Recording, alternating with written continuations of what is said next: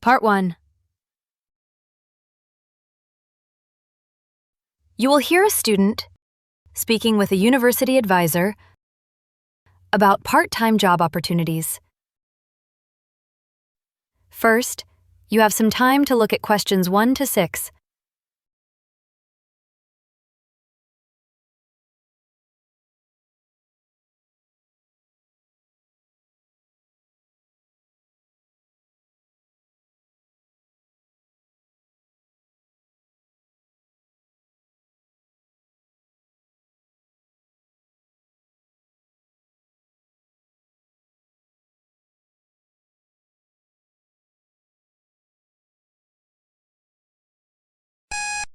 Now, listen and answer questions 1 to 6. Good morning. How can I help you? Oh, good morning. Is this the student employment desk? Yes, it is. I wanted to ask if you could give me some information about the hospitality job scheme, the one that arranges work placements and hotels around this region. Of course. Have a seat, please. I'll explain a few of the opportunities we currently have available. Thank you very much. Oh, let me just grab my notebook and pen. No problem. The first role is a receptionist at the Hillstone Hotel. The Hillstone has a very international clientele, so you must be able to speak at least 2 foreign languages. That's all right. I'm fluent in German and Italian, so that's covered. Perfect. Also, a lot of the visitors drive their own cars, and you may be asked to park their vehicles, so having a full driving license is essential. You won't be considered without it. Got it. I've made a note of that. Great. Now, they mentioned that knowing how to use basic software like spreadsheets or word processors would be helpful, but it's not a strict requirement. I just completed a certificate in digital applications, so that should be more than enough. This job can be quite varied, and in fact, I should point out that at certain times of the day, it would involve heavy lifting when guests' luggage arrives or perhaps deliveries come in. Would you be okay with that? I'm not sure yet. I'll have to think about that before making a decision. The next option is for a general support worker at the Riverside Inn. Honestly, the wages aren't great, but there are other benefits. For instance, you'll get free meals during your shifts, and they also offer complete training across the duties involved. With the certificate, once you've completed it, that could really help with future jobs. That does sound quite appealing. Moving on, the third job is for a food service assistant at Hotel Verona, a stylish new building. Since the place attracts high-end customers, you'll be required to wear a uniform, which is supplied by the hotel. However, do keep in mind that this role demands flexible working hours. You'd have to work overnight shifts, and the location is a bit outside town, so travel is something to consider. Unfortunately, that wouldn't work for me. My evening classes would make that impossible. Got it. Before you hear the rest of the conversation, you have some time to look at questions 7 to 10.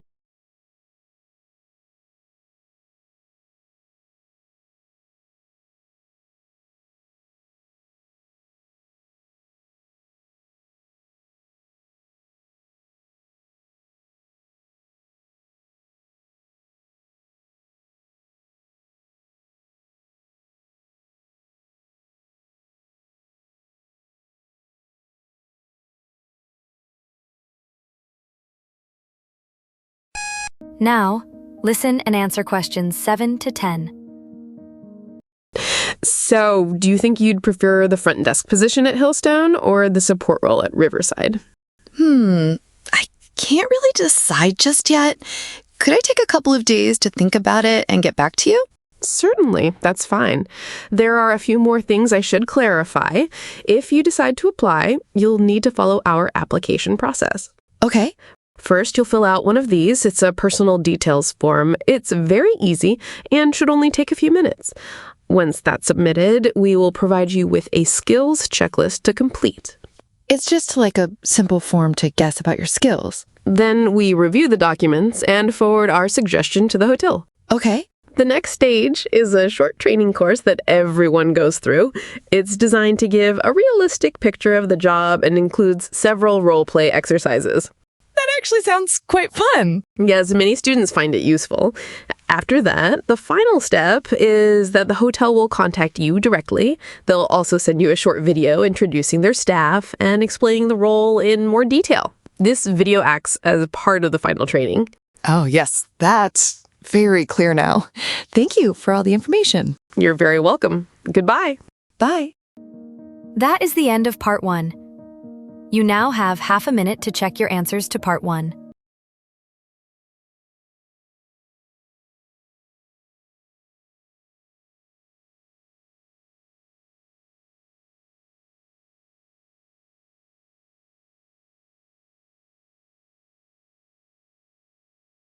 Part 2. You will hear a health professional giving new patients an introduction to a local medical center. First, you have some time to look at questions 11 to 14.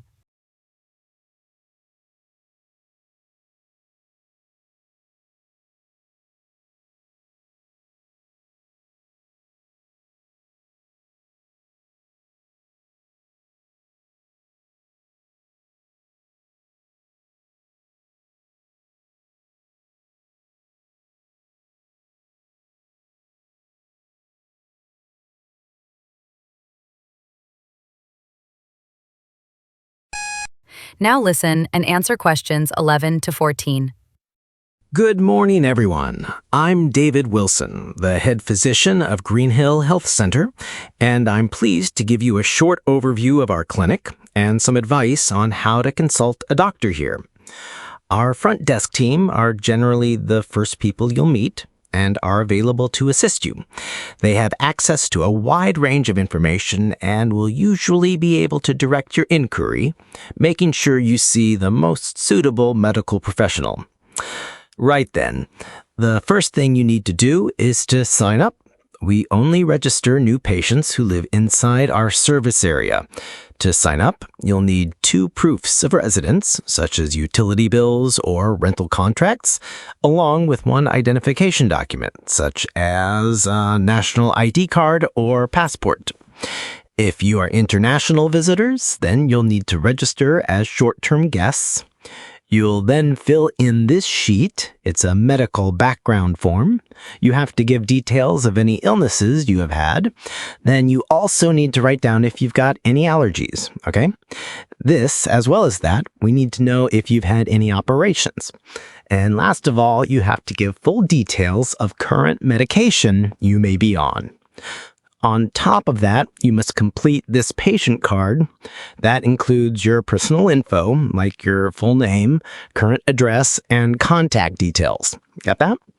We'll also set up a time for you to see a physician for an introductory health assessment. It only takes about 15 minutes. It's simply a basic review. Before you hear the rest of the conversation, you have some time to look at questions 15 to 20.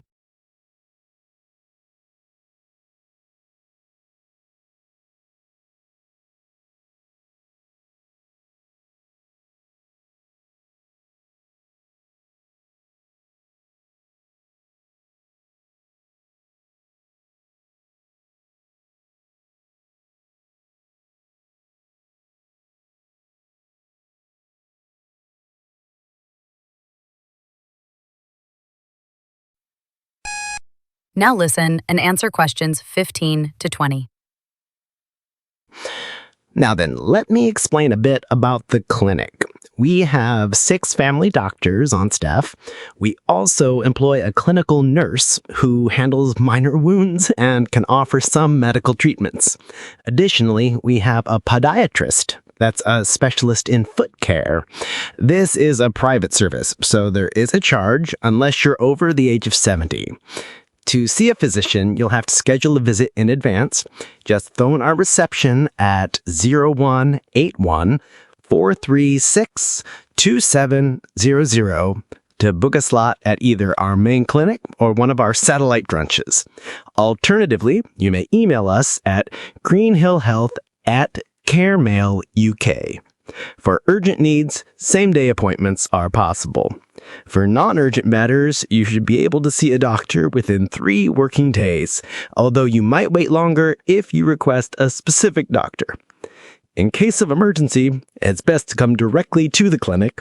One of our doctors can usually examine you, or you may go to the urgent care unit at the city hospital. If you're too unwell to travel, you may request a home consultation as well. On Thursday mornings, we offer a walk-in clinic. This means you can show up without an appointment, but there might be long waits, so it's always better to book a time in advance. Usually, when you meet with the doctor, they will give you a prescription for any necessary medication. You can then collect this at a pharmacy or chemist. If the treatment is long-term, you'll be given a repeat prescription slip. This allows you to obtain more medicine later without booking another appointment. Just drop the slip off here a few days before you need the refill, and then collect the medication from the chemist. You may be wondering about costs. Well, there's no fee to see one of our doctors. Appointments are completely free of charge. However, prescriptions are not included in that. You'll need to pay for your medicine, and the price depends on what you're prescribed, but it's usually only a few pounds. Still, in certain cases, such as during maternity, the prescriptions are free of charge. Okay, are there any further questions? That is the end of Part 2. You now have half a minute to check your answers to Part 2.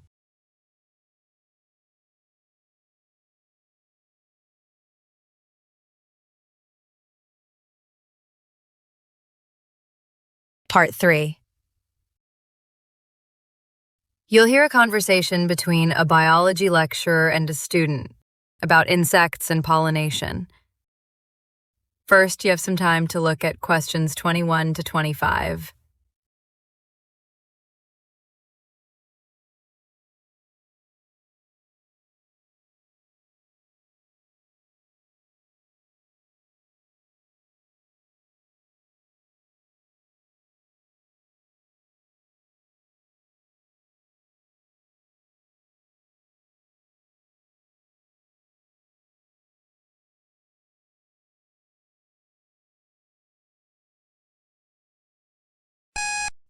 Now listen and answer questions 21 to 25. Until quite recently, our understanding of how insects support ecological balance was minimal. Now we have clearer insights. For instance, insects like bees can be classified into 2 main groups: unmanaged wild bees and the more familiar domesticated ones. Historically, humans began domesticating bees mainly to harvest honey and wax.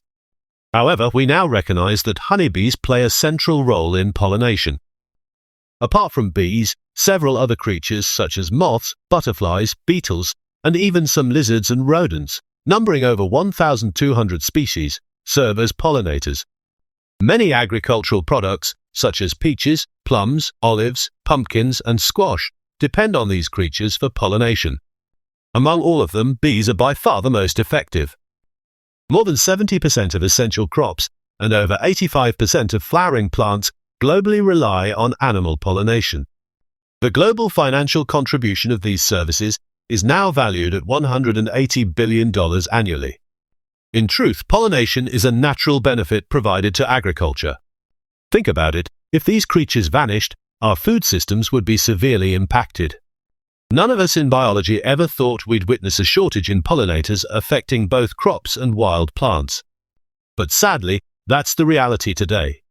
Farmers in Argentina and Canada are currently facing the most serious pollinator shortfall on record. So, what triggered it? Dana? Could it be natural predators? I read somewhere that some kind of insect parasite has destroyed large bee colonies. That's correct. A parasite outbreak has led to massive declines in bee populations across South America. But parasites aren't the only reason. What about farm chemicals? Those pesticides must cause damage, right? Absolutely. Pesticides are a key threat. Both wild and farm-raised bees are suffering because of chemical use. In Texas, approximately 8% of beehives are being wiped out annually due to pesticides. Broadly speaking, farming contributes to the issue. Before you hear the rest of the conversation, you have some time to look at questions 26 to 30.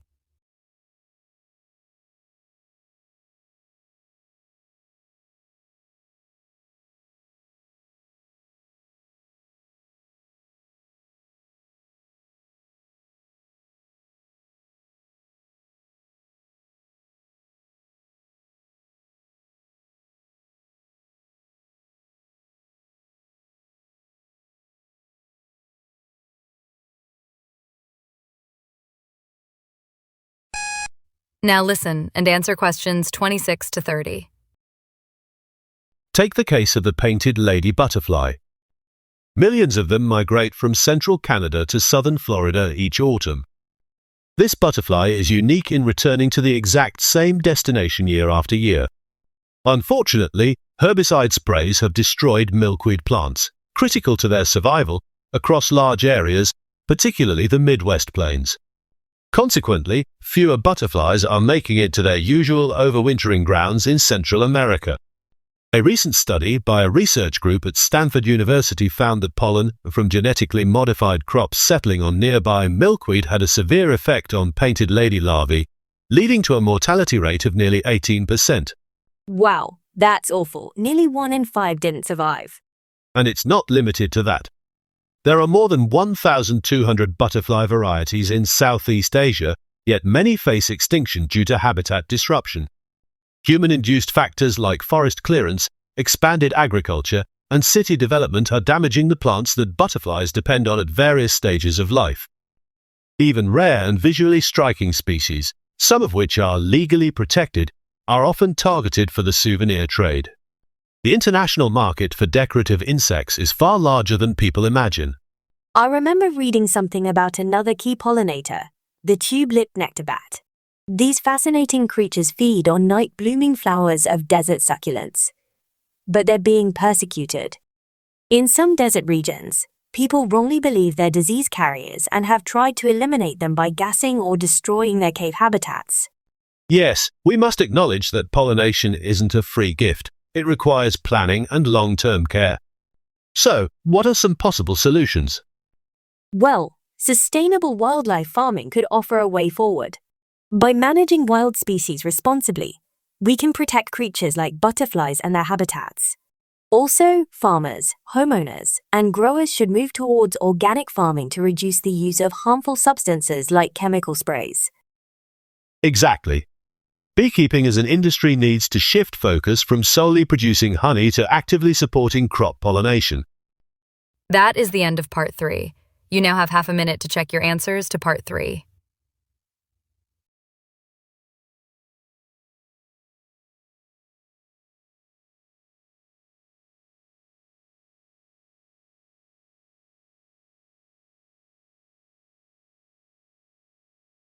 Part 4.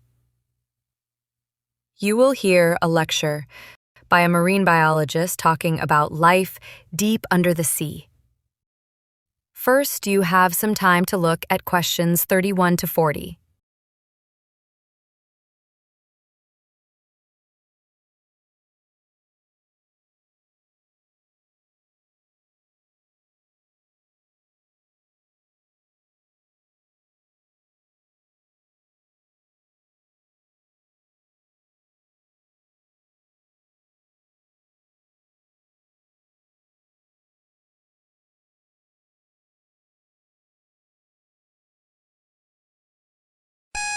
Now listen and answer questions 31 to 40.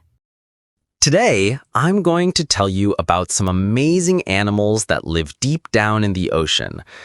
We're going to explore a part of the ocean that most people never get to see. It's a world far below the surface, silent, remote, and hidden. This environment seems lifeless at first, but it's actually full of strange and fascinating creatures. Many of them look nothing like the sea animals we're used to seeing near the coast. First, let's talk about the water. The temperature in these deep places stays almost the same all year. It doesn't change like it does near the surface. This part of the sea is dark. It's always freezing there. That means animals must be able to live in low temperatures all the time. One of the best-known deep-sea animals is the anglerfish. It has a small glowing part that hangs over its head. This glowing light helps it catch food. Other fish think the light is something to eat. When they come close, the anglerfish quickly eats them. So it tricks its prey using light. Another strange animal is the gulper eel. It looks small, but it has a very big mouth. Its jaw can open wide. This helps it eat things that are even bigger than itself. The mouth stretches like a bag, so even if food is rare, it can grab a large meal. Next, we have the vampire squid. Don't worry, it doesn't drink blood. It got that name because of how it looks. It has a body like a cloak and soft arms. On those arms, there are tiny hair-like threads. These help the squid feel movement in the water, especially when it's dark. Food is not easy to find deep in the sea. That's why many animals there move slowly and eat less. They don't use much energy. They can survive even when food is hard to find. This is possible because their metabolism is very slow. Most deep-sea animals can glow. This glow is called bioluminescence. They don't just use it to catch food, some use it to find a mate, to stay safe, or to let others know where they are. This light comes from their bodies. Some glow blue, some green, and others glow in different colors. Now let me tell you about the giant squid. It is one of the biggest animals in the ocean. Most people have never seen one alive, but we know they can grow longer than a bus. In fact, some have reached over 12 meters in length. Most of what we know about them comes from dead ones found on beaches or caught by accident. Living so deep in the ocean is not easy. The pressure there is very high. It gets stronger the deeper you go. At the bottom, it is more than 1,000 times what we feel on land. But deep-sea animals don't break. Their bodies are soft and bend easily, so they don't get crushed. It's also hard for scientists to study them.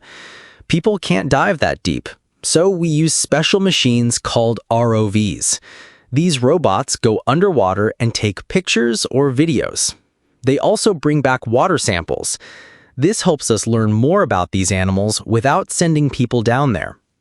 Why do we care about these animals? It's not just because they're cool. Some of them might help us in other ways. For example, new medicines might be made using chemicals found in their bodies. Scientists think deep-sea creatures could help treat diseases in the future. That is the end of Part 4. You now have half a minute to check your answers to Part 4.